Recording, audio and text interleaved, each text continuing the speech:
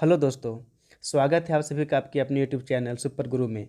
आज मैं आप लोगों के लिए जेपीसी पीटी के लिए पेपर 1 का महत्वपूर्ण सवाल लेकर आया हूं। यह वीडियो जेपीसी पीटी के पेपर 1 का सेट नंबर 2 है, जिसे हम 2 पार्ट में देखेंगे। इस सेट में जितने भी क्वेश्चन हैं वो जेपीसी के अलावे जेएसएससी, एसएससी और रेलवे के एग्जाम के लिए भी महत्वपूर्ण है। तो जो छात्र जेएसएससी, एसएससी या रेलवे की तैयारी करते हैं वो भी इसे देख सकते हैं। तो चलिए हम लोग वीडियो को स्टार्ट करते हैं। सवाल नंबर 1 है, एलिफेंटा के प्रसिद्ध सैल को काटकर बनाए गए मंदिरों का श्रेय किसे दिया जाता है? आपके ऑप्शन है राष्ट्रकूट वंश, चालुक्य वंश, चंदेल वंश, चोल वंश। तो इसका आंसर होगा ऑप्शन नंबर ए, राष्ट्रकूट वंश। सवाल नंबर 2 है, किस विदेशी यात्री ने भारत का दौरा सबसे पहले किया था? मेगास्थनीज, प्लिनी, अलबरूनी, इनमें से कोई नहीं। तो इसका आंसर होगा ऑप्शन नंबर ए, मेगास्थनीज। आपसे पूछा है कि जिसने भारत का यात्रा सबसे पहले किया था, विदेशी यात्री। तो इसका आंसर होगा ऑप्शन नंबर ए, मेगास्थनीज। सवाल नंबर 3 है, गुप्त काल का सबसे लोकप्रिय देवता कौन था? विष्णु, शिव, इंद्र, वरुण। तो इसका आंसर होगा ऑप्शन नंबर ए, विष्णु। आपसे पूछा है गुप्त काल का, तो गुप्त काल का सबसे लोकप्रिय देवता विष्णु भगवान थे। सवाल नंबर 4 है, मौर्य काल में शिक्षा का सर्वाधिक प्रसिद्ध केंद्र कहाँ था? Option A, Takshashila, option B, Ujjain, option C, Avanti, option D, Magadh. तो इसका आंसर होगा ऑप्शन नंबर ए, तक्षशिला।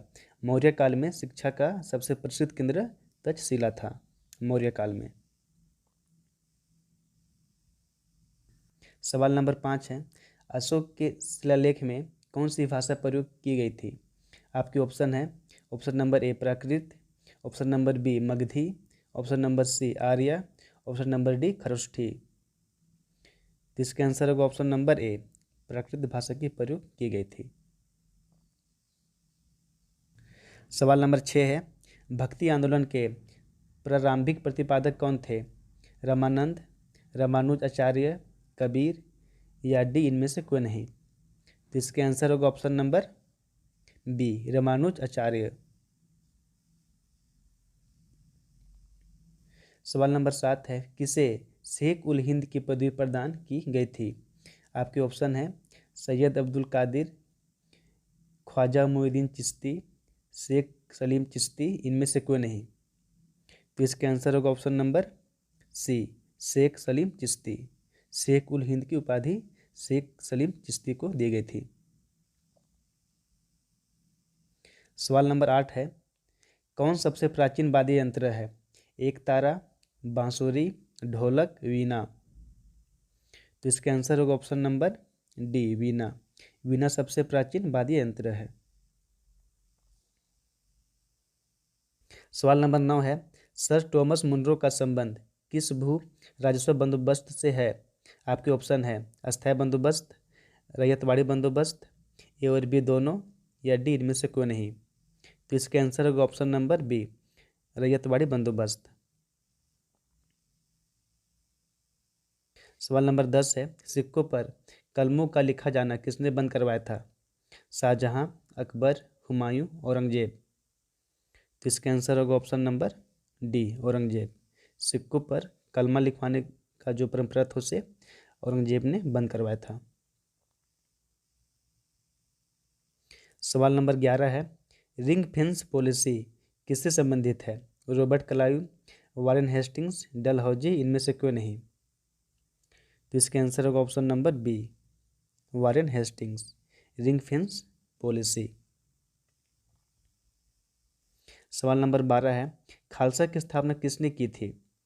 आपके ऑप्शन है ए, हरराय, बी, हरगोविंद, सी, गुरु गोविंद सिंह, डी, इनमें से कोई नहीं। तो इसका आंसर होगा ऑप्शन नंबर सी, गुरु गोविंद सिंह।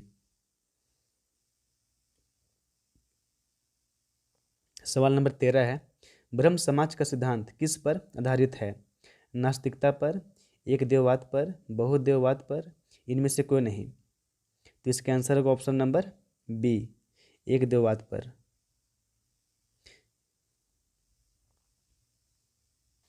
सवाल नंबर 14 है, ब्रिटिश हाउस ऑफ कॉमन का चुनाव किस प्रथम भारतीय ने लड़ा था? ऑप्शन नंबर ए है Dadabhai Naoroji, option number B W C. Banerjee, option number C Firoz Shah Mehta, option number D Gopal Krishna Gokhale. तो इसका आंसर होगा option number B W C. Banerjee. सवाल नंबर 15 है, सैडलर आयोग का संबंध किससे है? चिकित्सा से, शिक्षा से, बाल विवाह से, खेल से। तो इसका आंसर होगा ऑप्शन नंबर बी शिक्षा से। सवाल नंबर 16 है, वन्य जीव संरक्षण अधिनियम कब बनाया गया?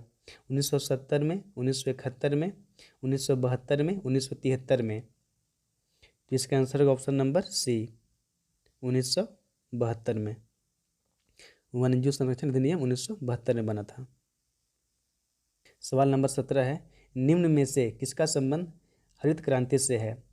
आपके ऑप्शन है doctor Verghese Kurien, option number B doctor M Swaminathan, option number C doctor Abdul Kalam Azad, option number D C Subramaniam. तो इसका आंसर होगा option number B doctor Swaminathan.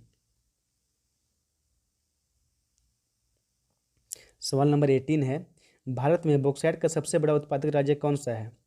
आपके ऑप्शन है झारखंड, पश्चिम बंगाल, छत्तीसगढ़, उड़ीसा। तो इसका आंसर होगा option number D Orissa. Bauxite का सबसे बड़ा उत्पादक स्टेट उड़ीसा है। सवाल नंबर 19 है, बेलाडीला खान किस खनिज के लिए प्रसिद्ध है? लौह अयस्क, कोयला, मैग्नीज या सोना। तो इसका आंसर होगा ऑप्शन नंबर ए लौह अयस्क। सवाल नंबर 20 है, कुरियर सेवा से प्रतिस्पर्धा के लिए भारतीय डाक ने दूत डाक सेवा कब आरंभ किया? 1986 में, 1987 में, 1988 में, 1989 में। तो इसका आंसर होगा ऑप्शन नंबर ए 1986 में। दूत डाक सेवा का आरंभ 1986 में हुआ था। सवाल नंबर 21 है, गद्दी किस राज्य के लोक निवासी हैं? उत्तराखंड के, जम्मू कश्मीर के, हिमाचल प्रदेश के, मेघालय के। तो इसका आंसर होगा ऑप्शन नंबर सी हिमाचल प्रदेश के। गद्दी हिमाचल प्रदेश के लोक निवासी हैं।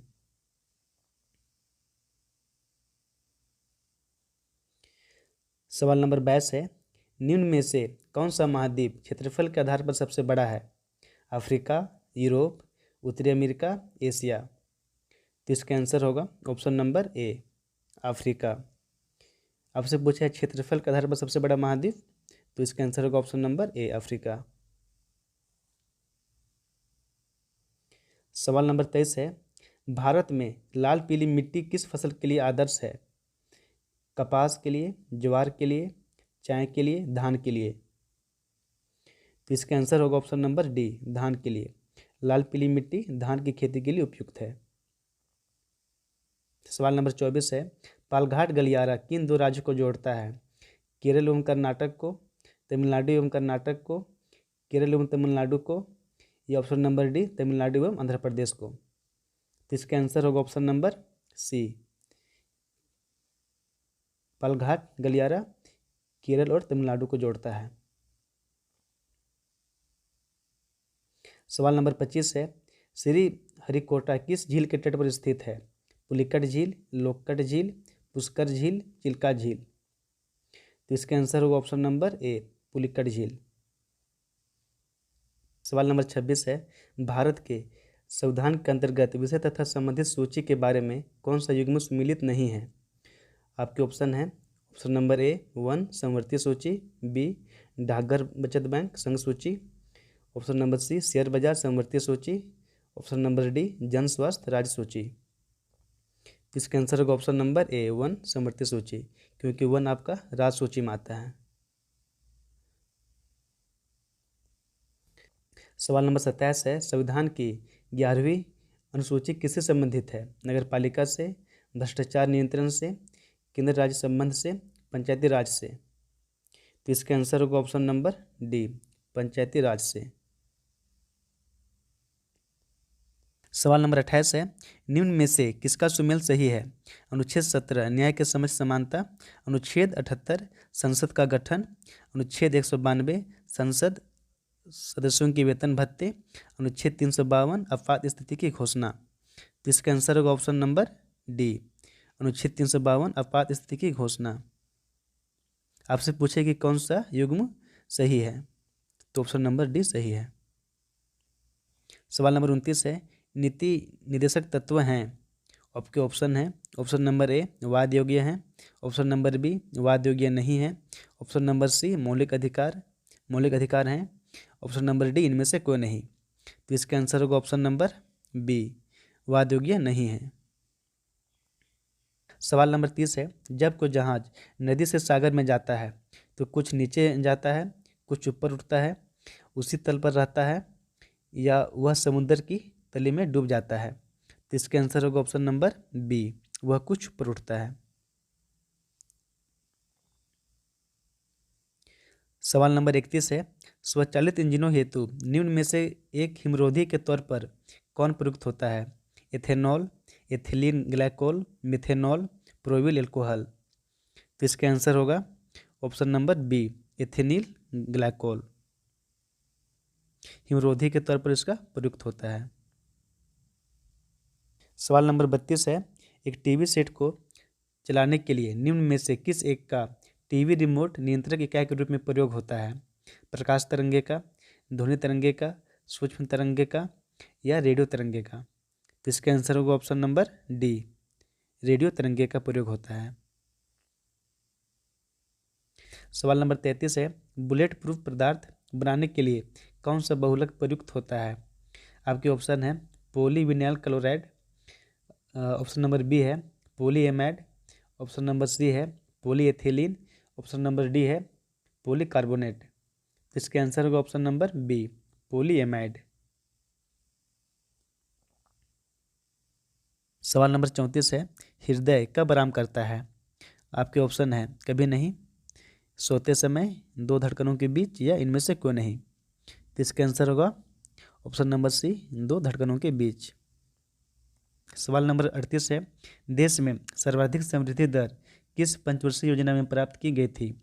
यहाँ सवाल में पंचवर्षीय योजना छूट गया है, 5 ईयर प्लान। तो आपके ऑप्शन है 8वीं में, 9वीं में, 10वीं में, या 7वीं में। तो इसका आंसर होगा ऑप्शन नंबर सी, 10वीं पंचवर्षीय योजना में सबसे अधिक समृद्धि दर प्राप्त की गई थी। सवाल नंबर 39 है, निर्यात आयात बैंक का गठन किस वर्ष हुआ था? 1980 में, 1981 में, 1989 में, या 1982 में।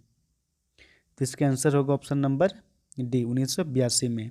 निर्यात आयात बैंक का गठन 1982 में हुआ था। सवाल नंबर 40 है, भारतीय विदेश व्यापार संस्थान कहाँ स्थित है? दिल्ली में है, मुंबई में है, कोलकाता में है, या मैसूर में है। तो इसका आंसर होगा ऑप्शन नंबर ए, दिल्ली में है। भारतीय विदेश व्यापार संस्थान दिल्ली में स्थित है। सवाल नंबर 41 है, झारखंड राज्य का प्रसिद्ध हल्दी घाटी मंदिर किस जिले में स्थित है? गढ़वा, गुमला, पूर्वी सिंहभूम, चतरा। तो इसका आंसर होगा option number B, Gumla. Haldi Ghati मंदिर गुमला डिस्ट्रिक्ट में स्थित है। सवाल नंबर 42 है, चेचक की देवी शीतला माता के लिए किया जाने वाला पर्व शीतला अष्टमी किस हिंदी माह में होता है?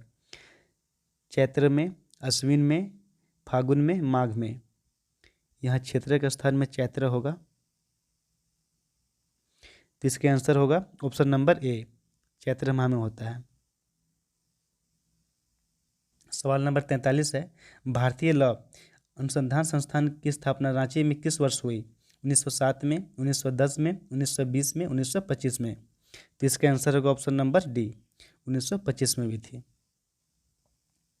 सवाल नंबर 44 है, झारखंड में स्थित चैनपुर का किला किस नदी के तट पर स्थित है? अजय नदी, मयूराक्षी नदी, दामोदर नदी, कोयल नदी। तो इसका आंसर होगा ऑप्शन नंबर डी, कोयल नदी। चैनपुर का किला कोयल नदी के तट पर स्थित है। सवाल नंबर 45 है, संथाल के सर्वोच्च तीर्थ स्थल के रूप में विख्यात लुंगू पहाड़ किस जिले में स्थित है? दुमका, देवघर, गोड्डा, बोकारो। तो इसका आंसर होगा ऑप्शन नंबर डी बोकारो में स्थित है।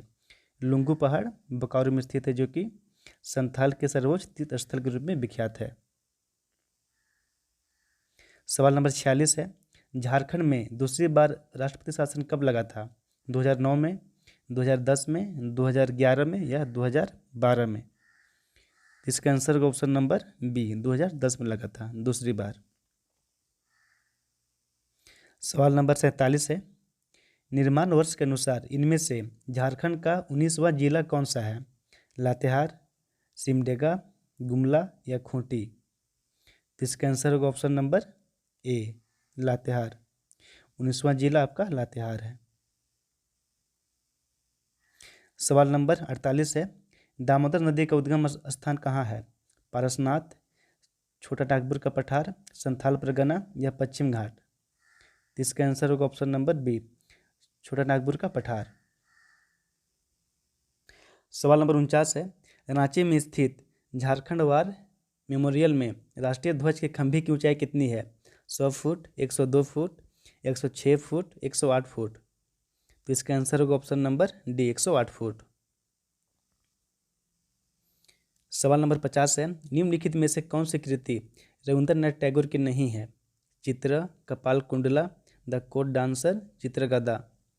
तो इसका आंसर होगा ऑप्शन नंबर बी कपाल कुंडला। आपसे पूछा कि कौन सी कृति रविंद्रनाथ टैगोर की नहीं है, तो कपाल कुंडला उनकी कृति नहीं है। तो बस आज के लिए इतना ही। मैं उम्मीद करता हूँ कि आपको ये क्वेश्चन अच्छा लगा होगा। अगर ये क्वेश्चन आपको अच्छा लगा तो इस वीडियो को अपने दोस्तों के साथ शेयर करें, इसे लाइक करें और साथ ही हमारे चैनल सुपर गुरु को सब्सक्राइब कर दें। धन्यवाद।